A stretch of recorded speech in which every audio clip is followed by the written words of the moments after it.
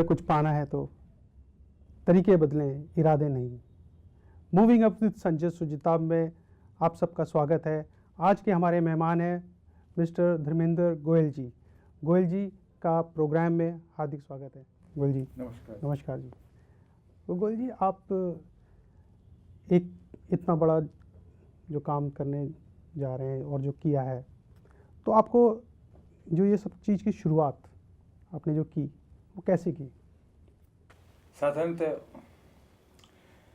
जीवन जीने का एक वेग होता है जी हर व्यक्ति उस प्रभाव में आगे बढ़ता है, लेकिन कई बार कुछ घटनाएं जी उसे अंदर तक इतना प्रभावित कर जाती हैं कि उनका जीवन ही नहीं बदलता, बल्कि उनका जीवन दर्शन बदल जाता है।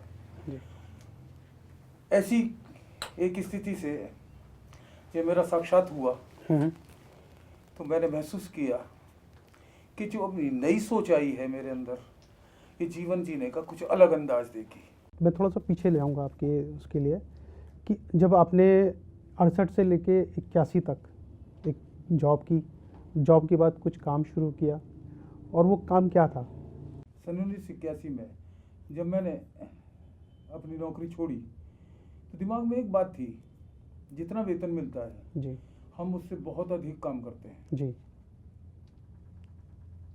संभवतः मालिकान भी ये चाहते हैं कि भाई अधिक काम लेंगे तभी तो हमें वेतन देंगे। जी बिल्कुल। इस सोच ने मुझे एक बात के लिए विवश किया कि अगर मैं अपनी ऊर्जा अपने काम के लिए खर्च करूं तो ये जो मेरी सोच है कि हम काम अधिक करते हैं, मिलता कम है, इसको हम बदलाव ला सकते हैं, परिवर्तन ला सकते हैं। और सन 81 में इस सोच के साथ मैंने नौकरी से त्याग पत्र दे दिया।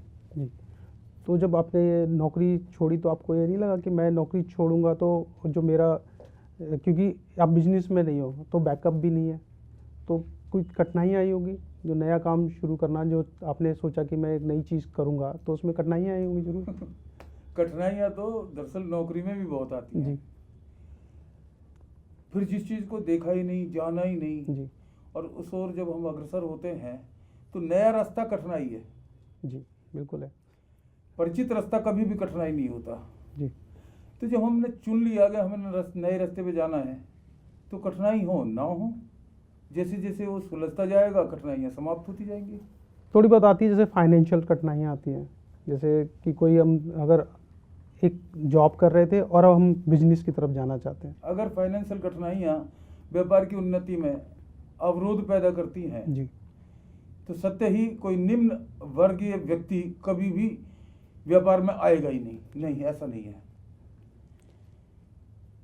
दरअसल हमारी सोच जी हमें उस काम में अवरोध पैदा कराती है, आर्थिक स्थितियां नहीं। अच्छा। हम अगर व्यवस्था कौशल हमारे अंदर है तो ये सेकेंडरी चीज है कि पैसा।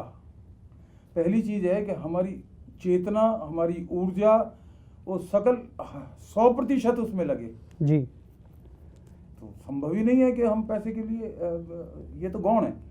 ये आपसे भी लिया जा सकता है, आपसे भी लिया जा सकता है, किसी और से भी लिया जा सकता है, लेकिन चेतना, सोच, ये किसी से ली नहीं जा सकती। जी ऊर्जा जो स्वयं में विसर्जित होती है, जी ये किसी से ली नहीं जा सकती, ये खुद की चाहिए। जी बोलते हैं ना, जुनून हो किसी भी चीज़ में तो वो पाया जा सकता है। आपने एक काम किया, दूसरा किया, अब जो आपका मेन काम है जो अभी आप कर रहे हैं, बनिए की दुकान, ये आइडिया कैसे आया आपके पास?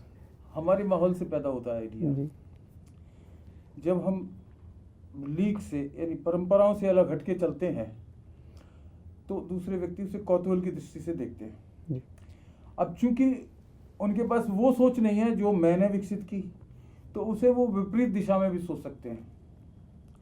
एक छोटा सा प्रसंग, जब मैंने अपनी फर्म का नाम बनिए की दुकान रखा, ऐसा नहीं है कि बनिए की दुकान कोई नया शब्द है, जी लेकिन मैंने प्राचीनता में भी नवीनता लाने का प्रयास किया, क्योंकि मैं आगे चल करके एक ब्रांड बनना चाहता था। जी इसे अतिशयोक्ति ना लें, मैं ब्रांड बनना चाहता था, तो मुझे एक ऐसे नाम की आवश्यकता थी जो सबको जानकारी में हो, लेकिन प्रत्यक्षतः उसमें कौतूहल भरा हो। कमाल है, बनिए की दुकान। जहां उसने ये एक शब्द दोबारा सोच लिया, उसके मस्तिष्क में वो फिट हो गया। और लोगों के मस्तिष्क में फिट करना ही ब्रांड है। तो सर ये जो नाम चुनने के लिए आपको परेशानियां भी आई होंगी, क्योंकि एक क्योंकि सच कहा हाँ आपने, जी, सच कहा। दरअसल जो मेरी टीम में, जो मेरे साथ इस व्यापार में मेरे साथ हैं, जी उनके सारे परिवार के रिश्तेदारों तक और इवन मेरे परिवार के बच्चों ने भी लगभग इसका विरोध किया। मैं प्रवृत्ति से हटी हूं और दूसरे प्रोजेक्ट मेरा था, सोच मेरी थी, जी। तो मैंने यहाँ एक वीटो पावर का इस्तेमाल किया। जी, कि मेरा एक आइडिया तो मैं ही इसको यही हाँ, रखूंगा। मैंने उसका वीटो पावर की तरह इस्तेमाल किया जी। कि काम करना है तो नाम यही रहेगा, अन्यथा कुछ नहीं रहेगा। सर एक और चीज़ है, जैसे कि एक, क्योंकि बनी की दुकान तो हर जगह हर एक कोने कोने में है, तो फिर एक इसको आपने एक चेन बनाना सोचा कि भाई मैं इसको एक चेन बनाऊं और उस जगह पे रखूं जहां पे हर एक कोई जाने से, जैसे बड़े बड़े मॉल्स में आम आदमी नहीं जाता है। आप ठीक कह रहे हैं। जी जिस वर्ग से मैं हूँ जी वो मध्यम निम्न वर्ग है। जी मैं अगर आप अपने आप को कमतर आंकूं तो हम निम्न वर्ग में ही आते हैं। जी और जरा अपने आप को सुशोभित करने के लिए मैंने एक नया शब्द कर दिया, मध्यम निम्न वर्ग, जी। ताकि हम सुशोभित रहें, अच्छा लगे अच्छा लगे। हमें अपने आप को कहने में। तो ये जो वर्ग है, ये विलासिता को अधिग्रहित नहीं करता, क्योंकि इसके पास वो आर्थिक विषमताएं हैं।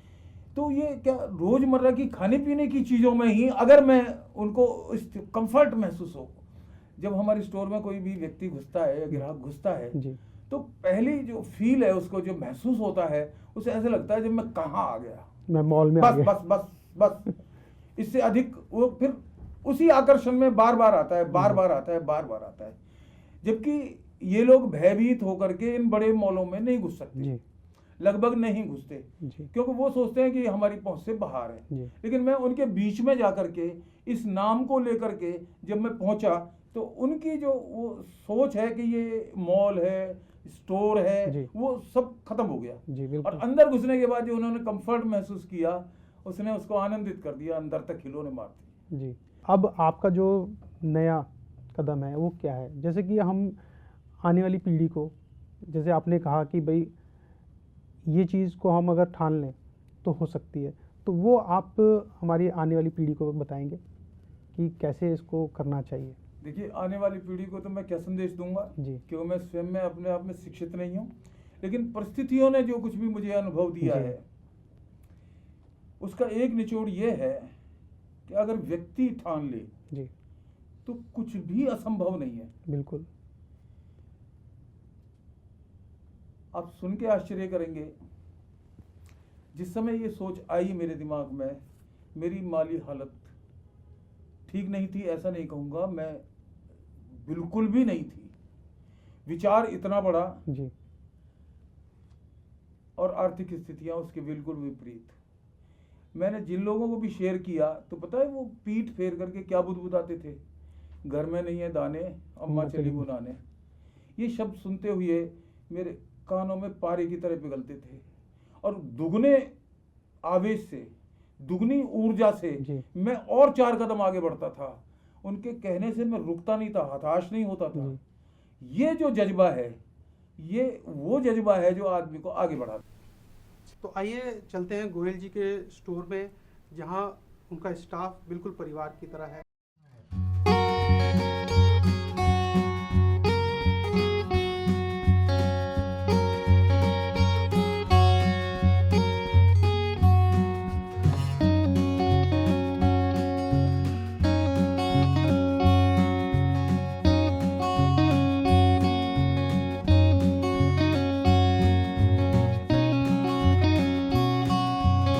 तो ये जैसे हमने देखा कि वहाँ पर जो माहौल है एक घर की तरह है और एक परिवार की तरह है, तो गोयल जी आप को ये सब कुछ कैसे मेंटेन करते हैं कि सारा स्टाफ एक परिवार की तरह हो? जहाँ ये भावना आ जाती है कि सारा परिवेश जी मेरे घर की तरह है, तो उसे मेंटेन करने में तो विसंगति आएगी ही नहीं। वहाँ रहने वाले, काम करने वाले बच्चे अगर मेरे परिवार के सदस्य हैं, चूंकि मैंने उस जीवन को भोगा है, जी तो उनके दुख, दर्द, तकलीफ वो सब मैं महसूस करता हूँ। तो उन्हें ऑपरेट करने में या उन्हें मैनेज करने में या उनसे काम लेने में मुझे कहीं भी कोई कठिनाई नहीं है। जैसे कि अब एक घर की ही बात है, आपने घर की तरह, तो आपने अपने कारोबार को बढ़ाने के लिए आपने अभी तक अपने लिए घर नहीं खरीदा। प्राथमिकताएं जी जब दिमाग में जुनून छा रहा हो ना, जी तो फिर सर के ऊपर छत है या नहीं है इससे कोई फर्क नहीं पड़ता। जी मैं चाहता तो पहले घर बना सकता था, जी लेकिन व्यापार से बहुत घर बन सकते हैं, लेकिन घर से व्यापार नहीं जी, बन बिल्कुल, सकता। बिल्कुल। इसी बात के ऊपर मैंने जो प्राथमिकता दी वो व्यापार को दी। गोयल जी की ये सोच है कि वो हर एक मोहल्ले में पहुँचे, जो लोगों को सर्व कर सके अपनी सर्विसेज, जो लोग कतराते हैं उस चीज़ से, तो वो उनको वहाँ मिले। तो गोयल जी, आप का जैसे ये 1 2 3 और भी है कुछ प्लान इसमें आगे जाने के? आज जब पूछ ही रहे हो तो बताता हूँ। जब मनुष्य की सोच बदलती है जी तो उसकी क्रियाएं, गतिविधियां, एक्शन सब कुछ बदलता है। जी ये भी सच है। असंभव कुछ नहीं होता, असंभव होती है उसकी सोच। बिल्कुल।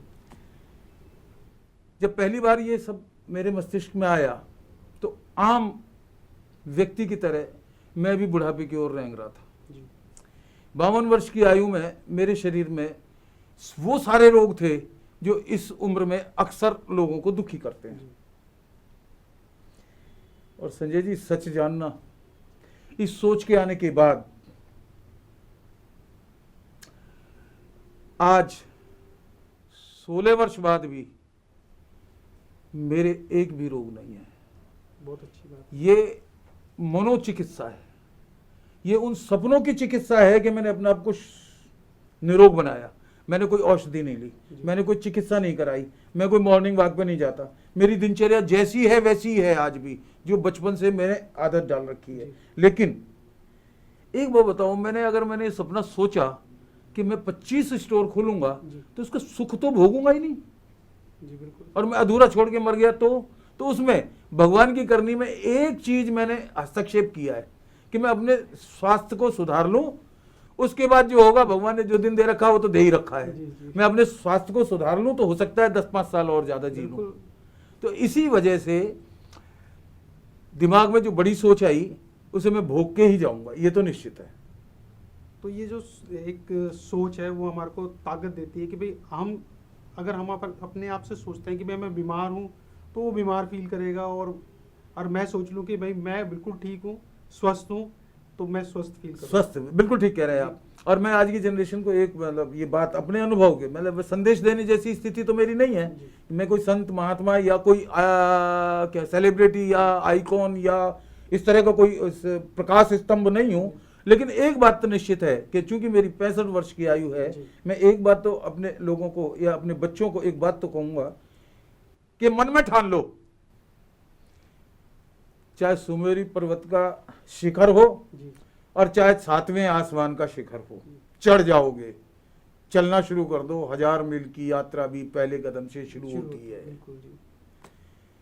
और तो मेरे पास देने को है क्या? मनोबल बनाए रखो, साहस, मनोबल, और अपनी उस सोच को खत्म मत होने दो, क्योंकि ये सोच जहां खत्म होती है वहां हमारा जीवन समाप्त होता है। हमारे शो में आने के लिए बहुत बहुत धन्यवाद। ये छोटा सा गिफ्ट हमारी तरफ से धन्यवाद। तो आज का ये शो हम यहीं एपिसोड समाप्त करते हैं और आप सबसे विदा लेते हैं। मूविंग अप विद संजय सुजिताब शो में आप ज़रूर अगला एपिसोड देखें और सब्सक्राइब करें हमें। Thank you.